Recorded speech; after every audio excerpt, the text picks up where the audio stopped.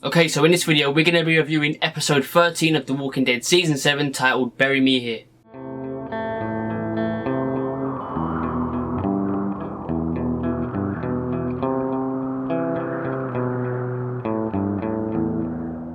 Now, right off the bat, I'm going to say that this episode was amazing. It's actually one of my favourite episodes of this season because, like I say this so many times, but it's annoying repeating myself, but I love it when they reference old episodes or they show flashbacks of a certain thing, and we got that in this episode. Symbolism. Like, it was amazing. Yeah, symbolism in this episode was incredible. Like, we caught on to so many things that may just be us looking into things, but I don't think it is. Like, knowing Scott Gimple and the writers, I think it's done on purpose. It's the acting too in this episode. If you're going on acting, Lenny James, Melissa McBride, Carrie Payton, like they all did so well. It's just like the star of this episode has to be more like Lenny James, who plays Morgan Jones.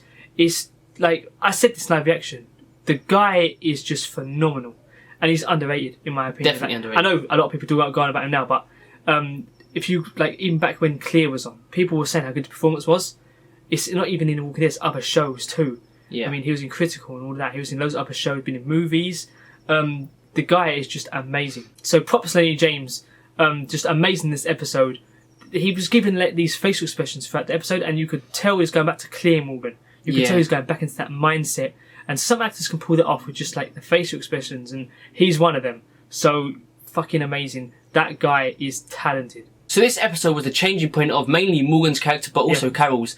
Everyone's on the same page now. This is literally, from now on, it's the build up to the war. It's them, it's everyone planning. There's no convincing anyone anymore. It's the plan to fight the Saviours. But like David said, throughout this episode, you saw Morgan change. Like his face expression, he was uneasy, and you can tell that he was, it's like the stick represented peace for Morgan. Like when he had that stick, he was able to stay sane. But when he lost that, when the Saviour took it off of him, it's like Morgan struggled to find peace, and it's like he felt anger and all that, and that's what I kind of got from it. Now the symbolism in this episode was amazing. It was brilliant because beginning of the episode we have Carol. She's making her way to the kingdom.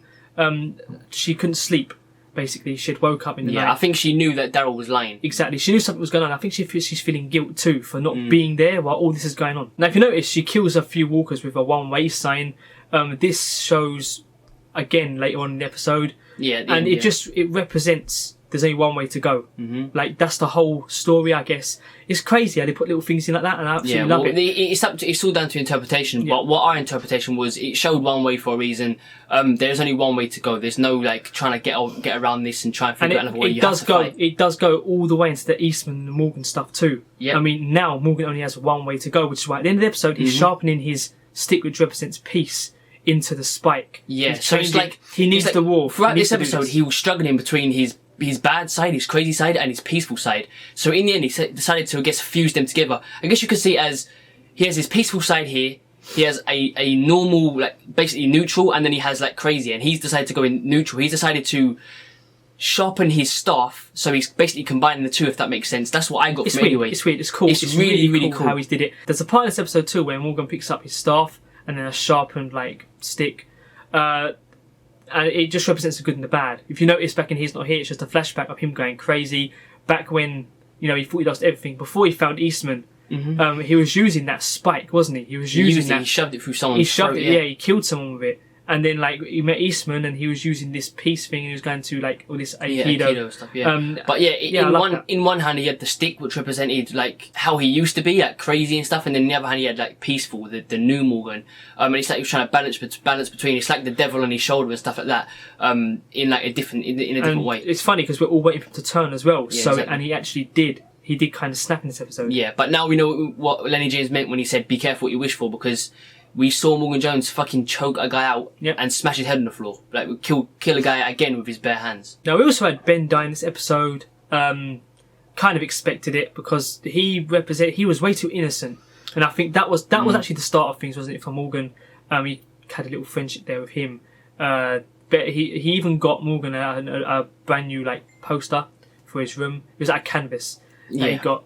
And the funny thing about that is, I think that represents something, but I don't know what that is. So put it down below if that is anything that's in terms of detail, in terms of symbolism or whatever. Put it down below because I'm not sure. So the whole stuff with Morgan and Richard, I thought was great in this episode because, if you notice, these little things were just making Morgan change. And I loved it when he saw "Bury Me Here," and it reminded him of when he was painting stuff on walls and rocks and all that. Not here, yeah. Exactly. And I think it was a very cool way of just telling the story, of the storytelling of Morgan, his backstory, and not making him just go insane. You know. Yeah, he doesn't just go insane. There's stuff that makes him reminds him of it. Even when Richard was telling him the story of how he lost his wife and his daughter, it was very, very similar to Morgan's. How he lost his wife and then food was basically the reason that his daughter died. And that was the exact same with Morgan. If you remember in season 3 in Clear, he says to Rick, it will always come down to food. And that is partially why, that's mainly the reason why he died. Because like I said, it was always come down to food. And that's what led Dwayne to get bit. Also loved the little flashbacks. You saw like flashes of Dwayne, basically Jenny, season 1 stuff. Mm-hmm. Yeah, Jenny, Morgan's wife. You saw Clear and all that. Clear, kind of he's not here. You saw a load of like cool little flashbacks there.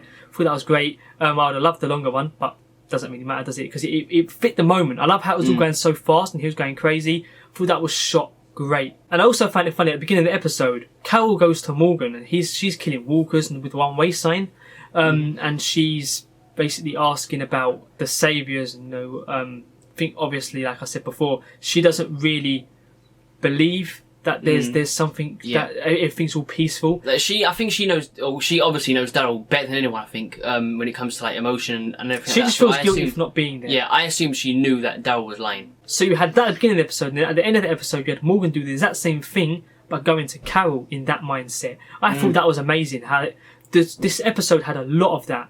And that's one of the reasons why I think everyone's loving this. Because things weren't just put in there. I think everything meant something. And that's what you need in an episode for a TV show, in my opinion. That's what makes a great episode. This episode just wasn't mainly focused on Carol and Morgan. It was focused on pretty much everyone and how everyone's changed their mind and they want to go to war. They're willing to go to war. Like Ezekiel, for example, he's willing to go to war now. And you can see he's getting progressively frustrated with the saviors. That's why he pulls out guns on them. Like Ezekiel in episode 2, for example, wouldn't have done that. He wouldn't have dreamed of doing that. But he feels that they're just taking a piss now and he's getting fed up of it. But he just wants to keep everyone safe, which is why he's kind of been avoiding it. I love how all storylines link up.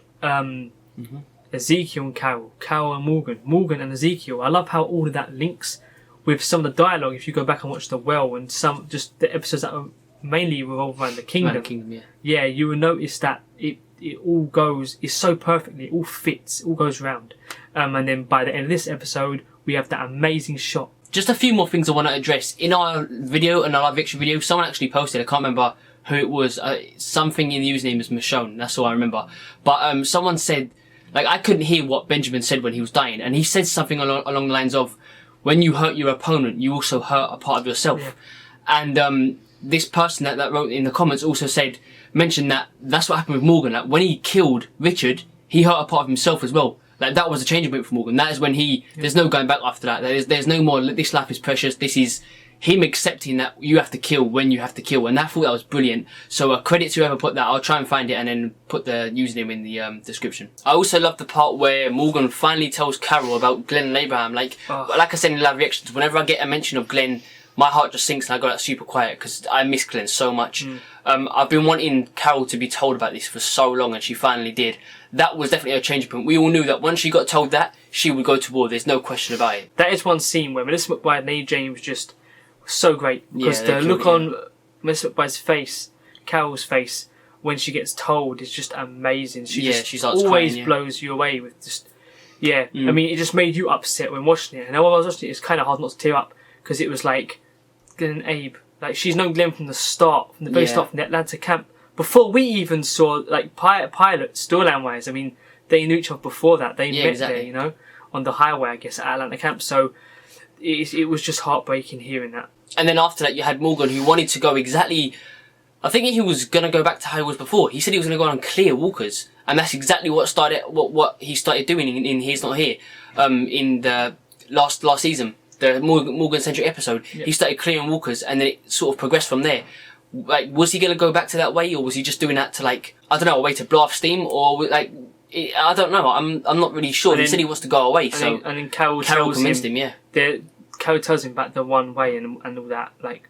And that's what Ezekiel told Carol. Yeah, like, you can go, but you can, like, don't go. Yeah, that's exactly what I said, and that's where all the storylines, all the characters connect like that. Yeah. I thought that was absolutely amazing. But yeah, that scene was heartbreaking. So I thought this episode was brilliant in terms of symbolism, story. I love how Carol and Morgan, two characters that everyone was getting really annoyed with because they just weren't listening. They're finally stepping up. King Ezekiel as well. It's like this is the starting point officially to the plan to attack the Saviors. Like everyone's on the same page. There's no more trying to convince anyone. Like I said earlier, it was a brilliant episode. Definitely one of my favourite episodes this season. Yeah, it was. I mean, you had loads of this story that wasn't just thrown in there, and everything meant something basically. Like I said before, and that's what you need. And all still connected, and it felt great because by the end of the episode was perfect. Morgan just sitting down, sharpening his stick.